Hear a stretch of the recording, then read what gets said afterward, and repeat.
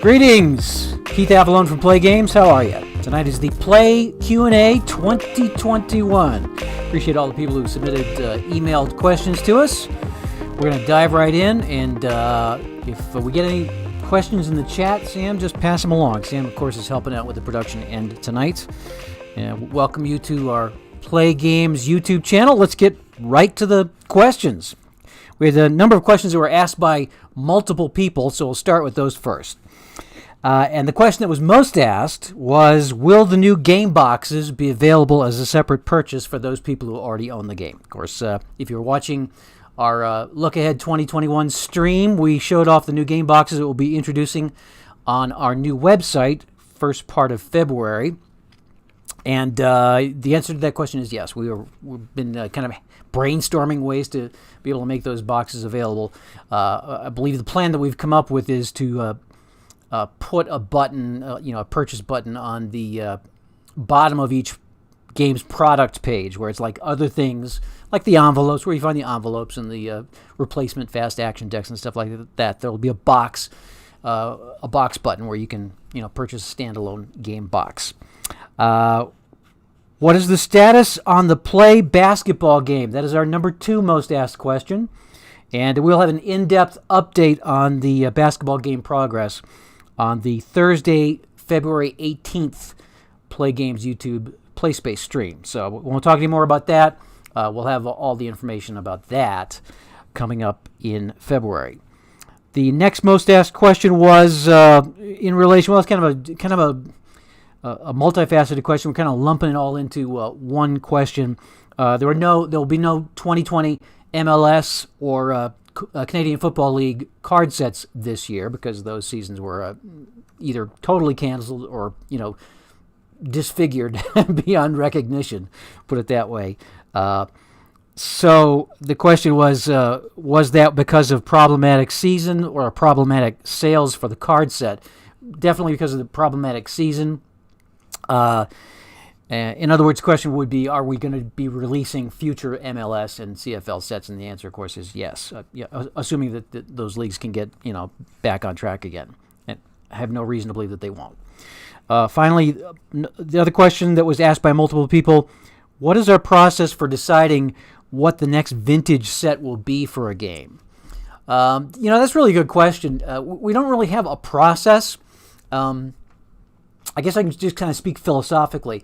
What we've discovered, really through examining sales trends and also survey responses, is that probably it's about a 50-50 split. Half the people want like the current season that was just finished and be able to replay that. The other half want like a vintage season. If they were given the option of what should we make next, half the people will say the current season, half will say vintage. But the problem is, of the people that want the vintage season, it's splintered into many, many, many, many different seasons. There's really no consensus on one season that everybody would like to see. So that makes it difficult to release vintage seasons. So, but yet, we like to support the games with vintage seasons because there's a strong interest in them. So we we just sort of hop around from decade to decade.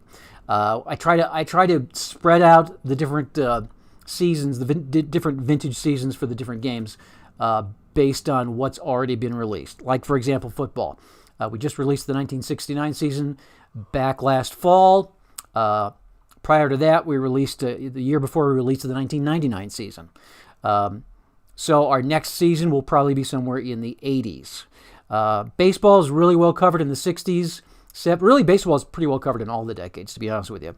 So the next baseball set could be really in any of those decades. Hockey. Right now, looking at the hockey sets, we're pretty heavy in the 70s.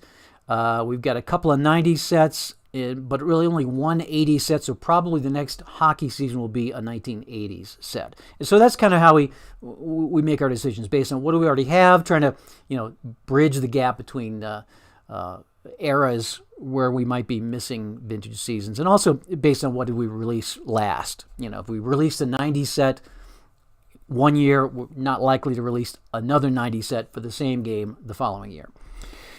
So that's our process, such as it is, for deciding what the next vintage set will be. And now, specific questions from specific people. Thank you to everybody that sent in emailed questions. Really appreciate hearing from everybody. And I don't believe I answered any of these in emails. I just told people to watch the stream. So all you folks are hopefully watching the stream. If not, catch it on the archive video. We'll start with Pete Stevens, who sent along 4 questions. His first question, does PLAAY have any plans for a Negro League baseball season or an all-time franchise great Negro League set, or perhaps a set of the best Negro League players of all time, enough to complete 6 or 8 teams so that you could have like a little season? The problem with the Negro Leagues is the statistics are difficult to come by. They're not complete. You have to do some guesswork. It really helps to be a kind of a scholar on Negro League history in order to really be able to put together a good set. We do have a number of Negro League players, Hall of Fame players, in our Cooperstown cards. And, of course, I'm able to research those players, pretty easily. You can, learn how well they played or when they played and what their specialties were, and you get a lot of background information on the Hall of Fame players. But when you go down, below that level, some of these players are pretty, what's the word I want? Not well known. And it's difficult to, piece together really representative cards for them. So I guess that's the long answer to the question. We don't have any plans for Negro League compilation sets. We do have a couple of sets on the free stuff page that users who have created. A couple of really good ones too, I think. And I would recommend that right now. And of course the Cooperstown cards. Next, Pete asks, what about a set of American League, National League All-Star teams for each season of a decade? So it'd be 20 teams, basically the 61 All-Stars, the 62 All-Stars, and so on, based on the final season stats of the players who actually made the respective All-Star teams. Consider that the work creating the cards for players in seasons already released has already been finished. Well, first of all, it's a great idea. We have talked about doing a set like this. We have, of course, the famous Fall Classics series. So my thought was to do a famous Midsummer Classic series.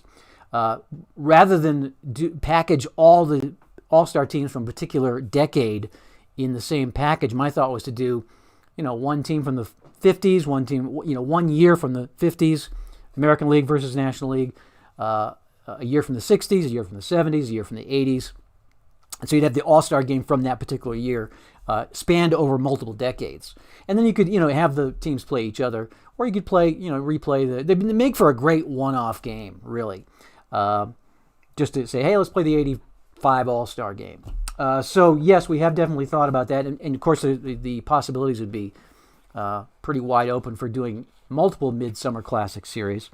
However, I will say, though, that, Pete made the point that the work creating the cards for the players in the seasons already released has been completed. That is true, but it still has to be. It's hard to explain how the cards are made, but it's not like we're able to just copy and paste a card into a new set. There actually is.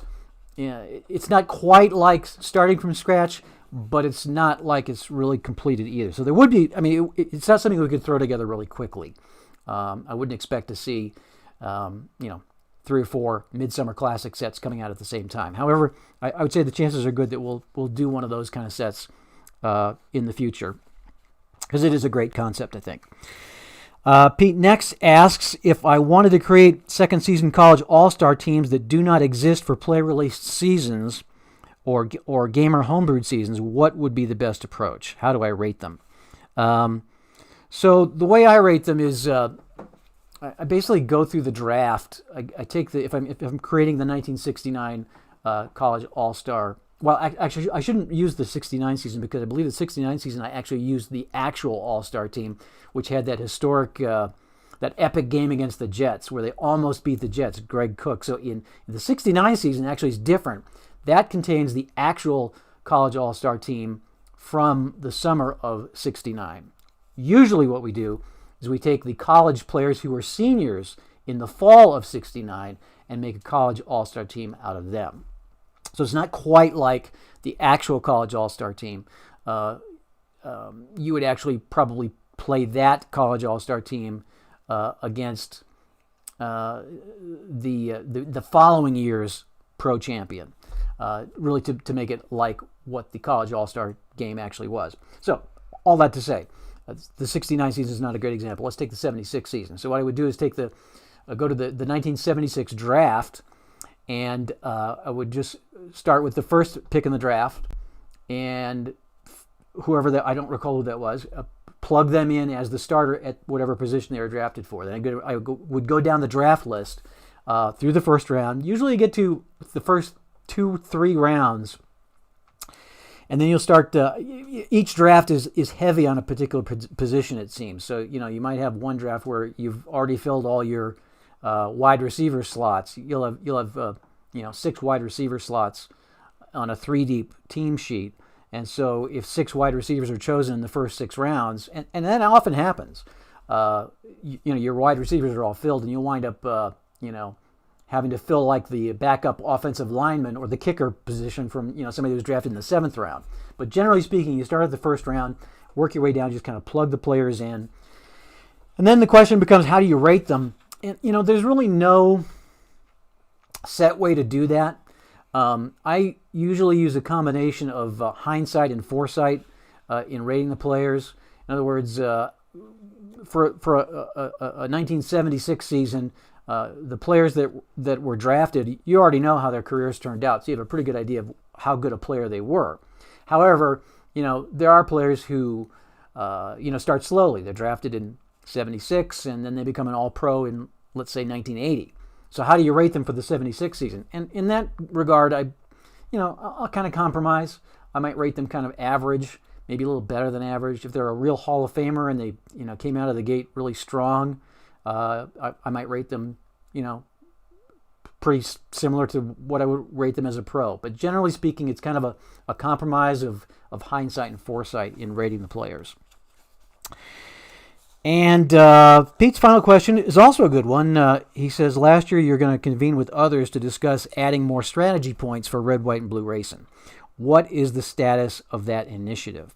So we were really pretty well along with that, making some pretty solid plans. The idea was we would have a seminar at the convention last summer where we would, one of the things that we would do, the other things happening at the same time. One of the things would be a red, white, and blue racing seminar. We had Jerry Minks, who's going to come in from Tennessee to be our special guest to kind of help provide his expertise and insights to it. And Pete Adams provided a lot of great ideas for like a crew chief card. We had some really good stuff. Kent Gray was coming in from the Sacramento area, and he also had some terrific ideas about making, adding some more strategy decision points to red, white, and blue racing. But when the convention kind of got canceled, we kind of lost the mojo on that initiative, and it has not really progressed any further. I still have everything where all the the stuff that we put together, I've got squirreled away on my hard drive, but really I haven't revisited that since we made the transition to the online convention. Which took quite a bit of attention and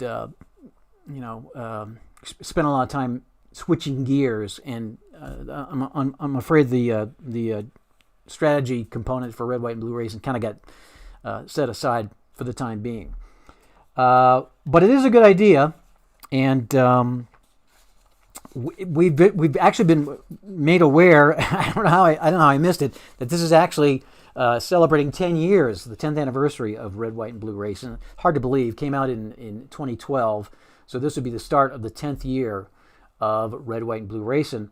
And actually, as you'll see, a lot of the questions in our Q&A tonight revolve around red, white, and blue racing. So it does create a great opportunity to revisit the strategy point initiative, and I think that is something we will do.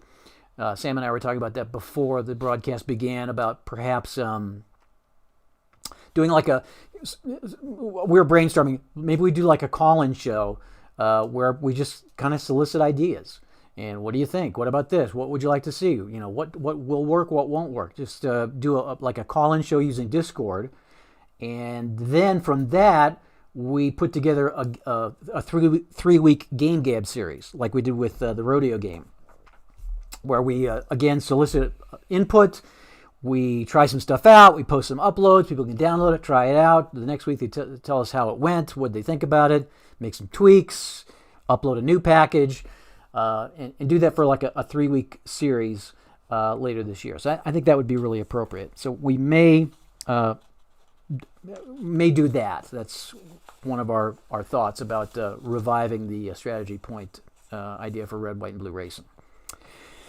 Thank you, Pete, for all the great questions. Paul O'Connor is next on our list. He asks, what's next for the Fury Sports line? Are you considering any other sports for a Fury treatment? Well, we actually, as I think we mentioned on one of the streams last year, we were talking about doing Fury Hoops for the Christmas game. And I got fairly well along with the development of it. But I reached a point where in playtesting it, where I felt uncomfortable with the idea of playing to 21. It was, the idea of the Fury Hoops was, it's like street basketball. You play to 21, first team to 21, winning by 2 wins the game.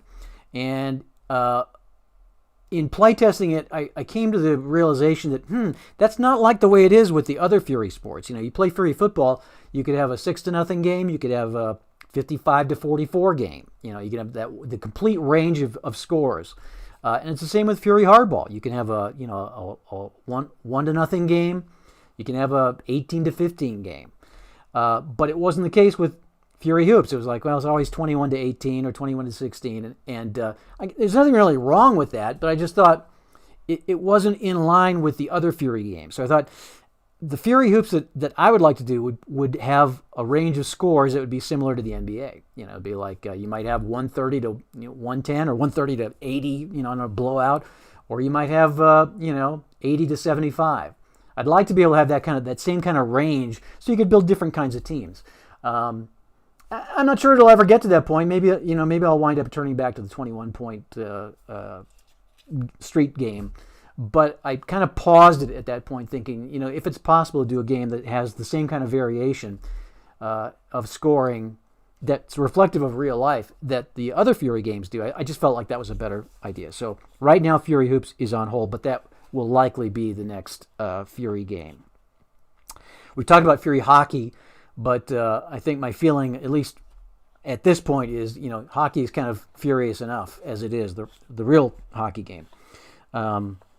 I don't know exactly how you'd make hockey much more furious.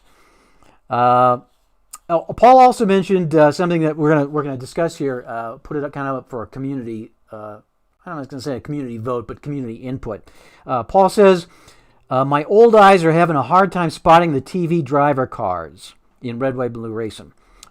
He says, any chance you could pump up the background color for TV drivers or do something else to make them pop? So. Here's the color that we currently use for the TV drivers. I don't. Oh, is it? It looks like it's kind of. It thinks it's green. Thinks it's green. I can turn the green screen off for a second if you want. Well, can you just put it on the table cam? Yeah. What is this? I'm just gonna go to the table cam for a brief moment so we can show you the different colors here. This is the current color of the TV cards for red, white, and blue racing. This is the original color of the TV cards. You see, it was kind of a beige. Now, this really was problematic, difficult to identify the TV cards. This actually is much better. Now, this is the color that I wanted to use. I made it when the Pioneer set came out. This would have been 2018. I did a live on location event in Charlotte. And I brought the Pioneers cards, and I had the TV Pioneers drivers printed on this stock. And I remember getting them out on the table and going, I'm blinded. That's too bright. So it was very, the reaction was very negative to this color. However, it definitely pops. You can definitely see the TV cards. And the downside is the colors are kind of muted. I mean, if you got anything besides black and, black and gray, everything looks black and gray on a yellow, on this yellow of a sheet. Whereas on this yellow, you can kind of tell the greens and the blues and the reds and so forth. So Sam suggested you just print the TV cards in black and white on this stock. So as far as I'm concerned, it's either any of these sheets work for me. I mean, it's the same stock, the same cost, as just a matter of which stock do we feed through the printer when we send it off to be printed. So if you have any thoughts on it, I think probably the current yellow is the nice middle ground. But if enough people think the bright yellow is better, I'm certainly willing to switch to that. Just a matter of ordering it and and swapping it out. Paul also asks, is there any chance of a how-to guide for red, white, and blue racing? And I know this is something we've been talking about for really years. I always feel like, I'd like to do that red, white, and blue racing how-to guide, but there always seems to be something more important to do. There always seems to be something more pressing to do. It's like, I'll do that later, because it will definitely require some thought and effort on my part. The red, white, and blue racing, the drivers and tracks are rated differently than football or baseball or hockey. With those sports, you're really using hard numbers based against a standard, whereas with racing, it's hard to describe. It's sort of relative. All the performances and the statistics that are generated, and there's quite a few statistics available now, but they're all kind of relative based on the track, based on the field of drivers. So it's not quite so simple as just saying, well, if he did this, then he gets this. So that's mainly the reason why I haven't put out a how-to guide in the first place. But I would like to do that, and maybe now that we've realized that the 10th anniversary of red, white, and blue racing, maybe 2021 is the year that we do that. Just a matter of finding the time to pencil that in. Greg McConkey's next. Have you developed the History Maker Space Quest game any further? He says, I felt that was a unique and promising idea. For those of you that didn't watch that Game Lab segment, I think that was the first Game Lab we did, the Game Lab lightning round. By the way, we are going to do another one here in a couple weeks. Actually, next week. A week from tonight, we'll do our next Game Lab lightning round. But for those of you that don't recall, the History Maker Space Quest was a game in which it really wasn't a game so much as I don't really know what to classify it as. It is a how should I say it? I'll call it a game. It's a game that basically generates a TV show storyline on the fly, sort of like what the wrestling game does with the overall big picture storyline. History Maker Star Quest was sort of a Star Trek / Star Wars / Galaxy Quest type space-themed show generator. So you'd have characters, you'd have plot, anchor points, and the game engine would generate the storyline. Each show is set up as a half-hour TV show. It was divided into two halves, and each half was divided into three action segments. And you break for commercials. And each of the segments was defined by character involvement and, sort of a context of what's going on. Is it humorous? Is it action? Is it drama? Is it, what's going on? And there would be key, keywords which were common throughout the episode. So it basically would write and it was up to you to kind of fill in the blanks. So it would give you the basic skeleton of the TV show, and it's up to you as the gamer to flesh it out. And then there was like a ratings methodology at the end of it, which would tell you how many people watched your show, how engaging, how entertaining was that show, and then you would try to string together episodes in such a way that your show would be renewed for the next season. That was basically History Maker Star Quest. And we have not done anything more with it since then. It remains kind of on the back burner.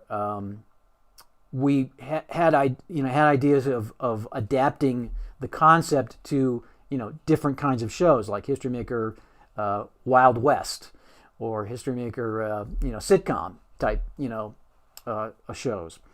But it's a tall hurdle to overcome.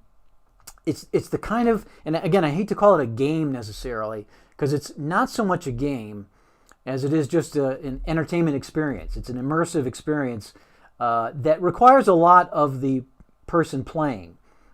You have to be able to, connect the dots. It requires, a lot of imagination. It's not the kind of game you just sit back and just sort of, it plays in front of you and you just say, oh, wow, that just happened. It requires a lot of you. So that to me is sort of the hurdle that needs to be overcome, or maybe not overcome, but at least, maybe reduced somewhat, make it a little bit more accessible. And I think that I do feel like it's a genre that really hasn't been tapped in the game or entertainment market. I think it's got a lot of potential. It's just a matter of making it work. So thanks for that question, Greg. Kevin Berghardt asks a question about second season. He asks, whatever happened to the Great Teams, Great Games series for second season? Any chance we could see them return and maybe see a new collection of Great Teams, Great Games in 2021? So Great Teams, Great Games were on the old team sheet format. We had 2 series of them. There were 2. It's been a while now. I believe there were 10 teams or 10. No, maybe it was 8. I think it was 16 teams in each from different areas. Basically, championship games. Although there were a couple of semifinal games. I believe the 1957 49ers and Lions game was in the second Great Teams set. That was not a championship game. It was like a semifinal or a playoff game. But anyway, it was in the team sheet format, which did not have the finders or didn't have first names. So we eventually discontinued those because people would buy them thinking that they were like the other sets, even though we tried to make it clear on the website that these are older. This is the old way we used to do it. But people have other things to do besides read the fine print, so they would invariably get people who would say, there's no first names on these. So we finally just decided to discontinue them. We would like to bring them back at some point. And yes, a new Great Teams, Great Games series is in order. We actually had this on the schedule for last year, but with all the COVID stuff and all the other the sharp left turns we had to make, we were not able to get that out. So it is not on the schedule for 2021 either. So I'm going to say that's something we'll look ahead to for 2022.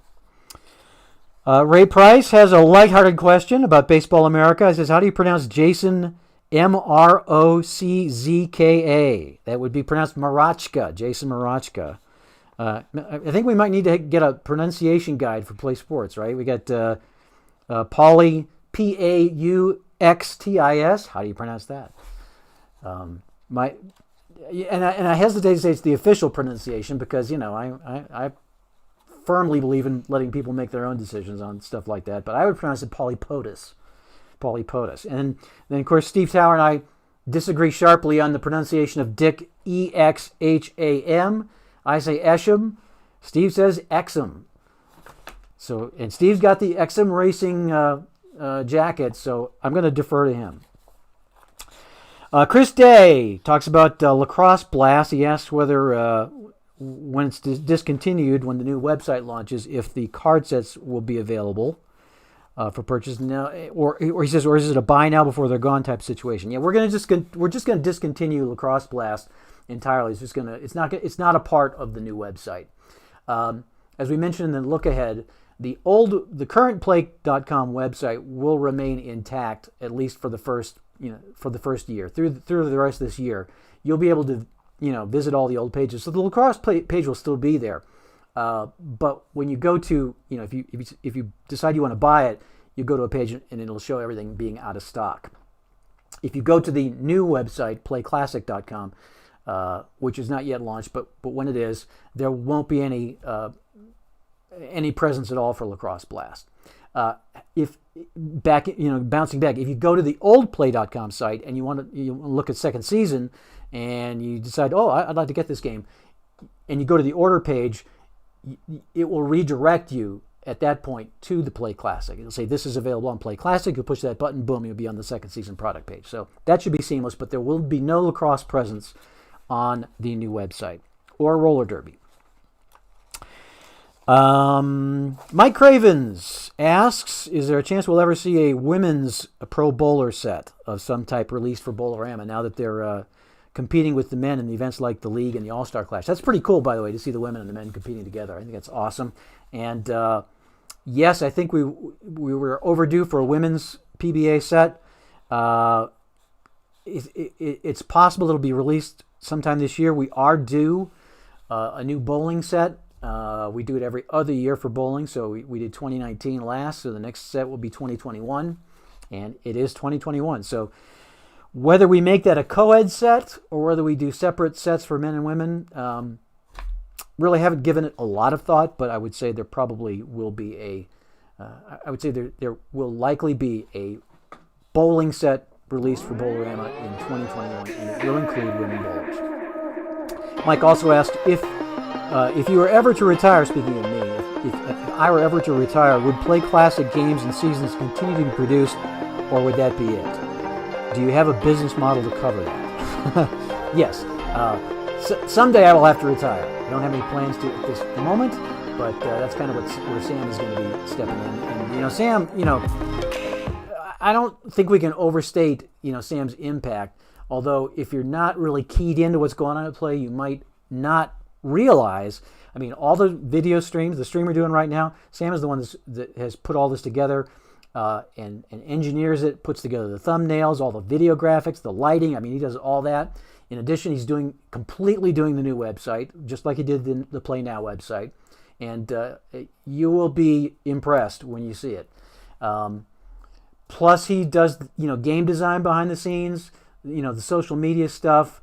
In addition to all the stuff that I do, like packing orders and emailing with people. So, yes, Sam is definitely going to take the mantle at some point, and it rather than me just dumping it on him, it's kind of more like a process of sort of gradually we're sharing stuff, we're working together, we're sharing this, and gradually he will take over, and I guess there'll be somebody to replace me. But that day I don't see as being anytime in the next month or so. Let's see. Christian Reisman asked, this is a good question. On the 2021 First Look video, Christian says, I saw version 5.0 on the History Maker Golf Box. Does that mean the game gets a small update with some small tweaks like the baseball game got? And if so, where and what are these? Well, the answer is no. There's no changes to the golf game. Why did we put 5.0 on there? I had it on the hockey box. It was on the hockey box. Copy and pasted it onto everything else, and then we caught it on the hockey.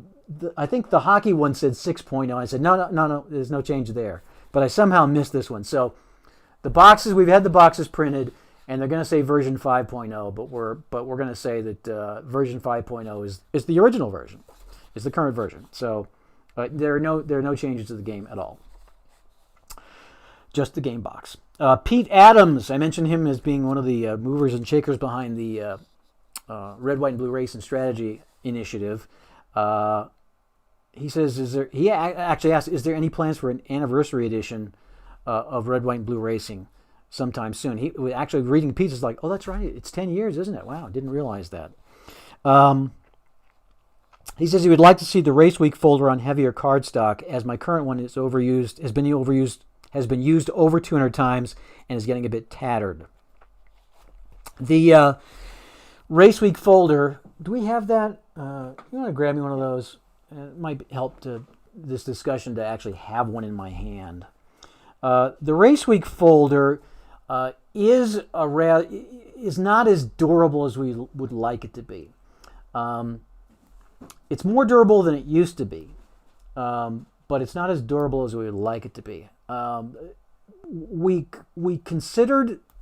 Here's the book. So it's actually pretty thin. It's the got the tire on the front. It's got it's only a four page document, and it's staple bound with a good cardstock cover. But yeah, if you use this 200 times, it's going to start to get a little bit frayed and a little bit worn out. So we discussed making this booklet or having it made in the same format as the Hockey Blast game book is, and the History Maker Baseball game book is, which is extremely durable. It's on a very heavy 111-pound velvet cardstock and coil bound. The problem with that is that it's quite expensive to do that. That's why the second season, anything that's got a coil binding is significantly more expensive. So this would add, in terms of the new game, to do this game book in the Hockey Blast format would add $10 to the cost of the game. We talked about, well, what if we put like the rules booklet? We bound the rules booklet in the back of it and made it do double duty. Well, two problems with that. First of all, that doesn't really save any money because the rules booklet is not very expensive either. Second of all, the race week, those of you who play the game know that the race week is kind of like a game within a game. Race week is sort of its own animal where all the stuff happens and the drivers get in fights and to get on TV and their cars wreck out in qualifying and they get the gold trophy, the pole position. It's almost like a separate game within a game. So it doesn't really make sense to have you use that for the race week procedure, and then you're constantly referring to it during the gameplay. I say that now thinking, okay, that's the rules. You could put the rules there, but like what about like the problem charts or the rare events charts? That's kind of the rationale. So I don't know really where we stand on that. I think as of this point, I think we're going to just stay with the status quo. We can always send you a new race week book if yours gets worn out. But we're always thinking about what we might do to make games better, and that is definitely something we are thinking about.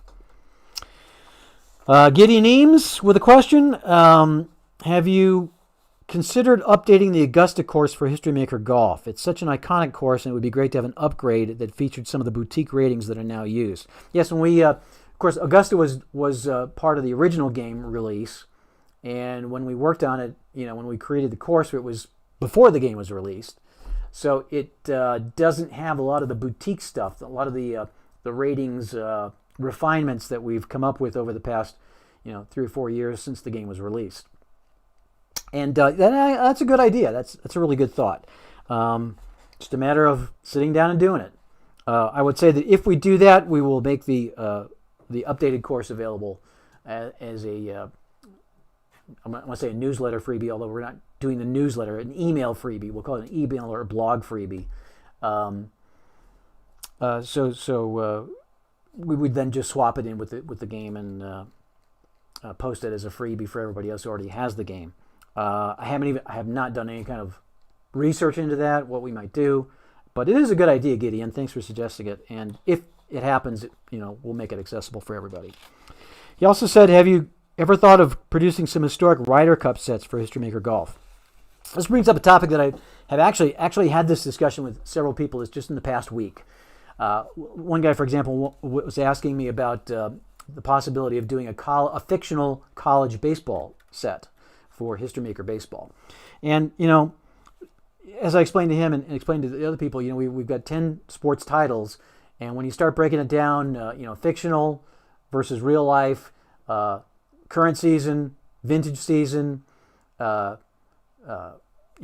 classic season, college, pro, you have all these different permutations of possible card sets. It just becomes overwhelming. It just really is impossible to do all of them.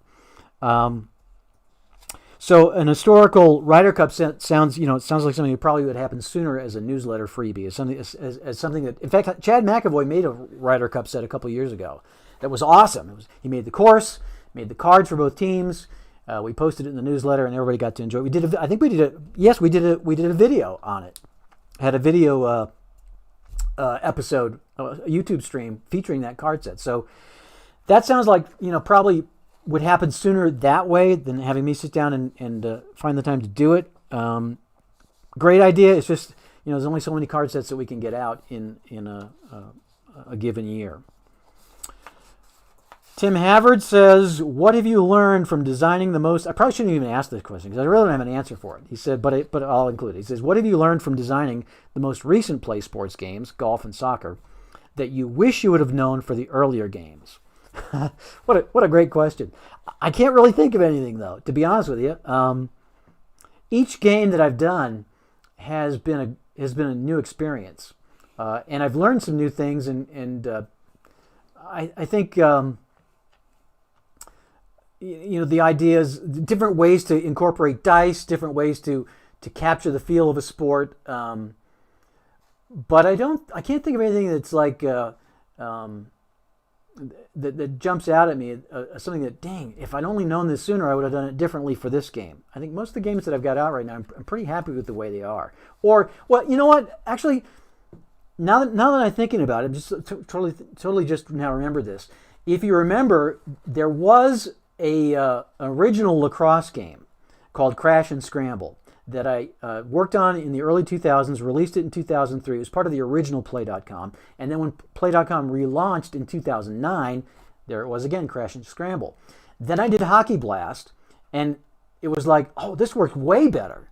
The whole methodology works way better. So I recast lacrosse with the Blast engine. So that there's an example right there. So yes, there have been times, I guess, where I've learned from my current design things. Lacrosse Blast was an example of relaunching the game. But any of the current games, I'm pretty happy with them the way they are. And if I could think of something that I wish I would have done, I probably would do it and re-release it. I often say that my first game was second season. The first game that I worked on, and that was really back in the late 1970s and early 80s. And it was a different time then. I was a much younger guy, and spending an hour and a half playing a football game, I didn't think twice about it. I had the time, had the inclination. Maybe the pace of life was slower then. I don't know. I never thought to myself, when I was 25 playing second season, I never found myself thinking, man, I wish this game would go faster. I wish I could play this in less time. But fast forward 20 years later, a lot of people want a faster playing game, and spending an hour and a half, 2 hours playing a football game is something that they might not necessarily want to do. So I sometimes say, if I invented second season in 2020 as opposed to 1980, it might have been a very different game. But in reality, it kind of is. You've got the second season express module, you've got the instant results cards, the speed up version that we introduced about 5 years ago with the extracted speed boards and the redesigned game book, and the instant results cards. So the game does play faster now than it did, and I really think it's a very solid game engine in terms of capturing the feel of a football game. So even then, I'm not sure that I would design it much differently. I probably would just design the speed elements right from the get-go. Charles Helms has our last question of the evening. He says, do you have any replays or projects that you work on, be it play games or other producers, sports or otherwise, in your non-working hours? Same question to Sam with non-sports games, as I remember reading he's not so much into sports games. Basically, Charles is asking, what games do we play in our spare time? Sam and I are currently involved in, I think it's our 8th Poke Bowl. We call it the Poke Bowl.